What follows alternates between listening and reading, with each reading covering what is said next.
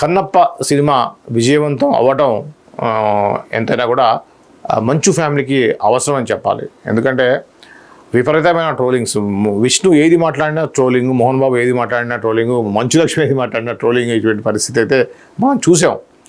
So ఈ క్రమంలో ఈ యొక్క కన్నప్ప కూడా ఖచ్చితంగా, కన్నప్ప ట్రైలర్ వచ్చినప్పటికీ ఆమె ట్రోలింగ్ స్టార్ట్ అయినాయి. శివయ్య అనేది చివరికి సినిమాలో కూడా కామెడీ లాగా పెట్టే పరిస్థితి వచ్చిందంటే ఎంత ట్రోలింగ్ ఉందో మనం ఆలోచించుకోవచ్చు. దానికి కారణం ఏంటంటే వీళ్ళు ఒక మాట్లాడే ఒక పద్ధతి, మాట్లాడేటువంటి మాటలు ఏవైతున్నాయో అవి కొంత ట్రోలింగ్కి గురి చేస్తాయి. స్వయంకృతాభిరాధమే అనుకోవచ్చు దాన్ని. ఇప్పుడు చూడండి, కన్నప్ప విషయంలో కూడా ట్రోలింగ్ చేయొచ్చు. రకరకాల కారణాల వల్ల కొంత ట్రోలింగ్ అయినప్పుడు కూడా సోషల్ మీడియాని ఆపలేం కదా. సో చాలా హెచ్చరికలు జారీ చేశాడు.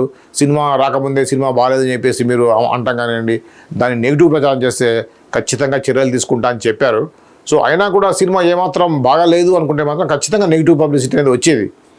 కానీ సినిమా బాగుండటం అంటే చూడండి, మీరు జనాలు పబ్లిక్ మంచి ఉంది మంచి, చెడుని చెడు అంటారు.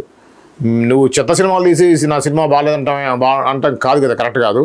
సినిమా బాగుండబట్టే ఇన్ని నెగిటివ్స్ తోటి, ఫ్యామిలీ గొడవలు ఒక పక్కన, ఆయన మాట్లాడే మాటలు కానివ్వండి, మోహన్ బాబు మీడియా మీద చేసినటువంటి దాడి కానివ్వండి, ఇలా రకరకాల కారణాలతోటి నెగిటివ్లో ఉన్నటువంటి కన్నప్ప యూనిట్ ఎప్పుడైతే ఈ యొక్క సినిమా బాగుంది అనే టాక్ వచ్చిందో ఆటోమేటిక్గా అందరూ బాగుందని అంటున్నారు.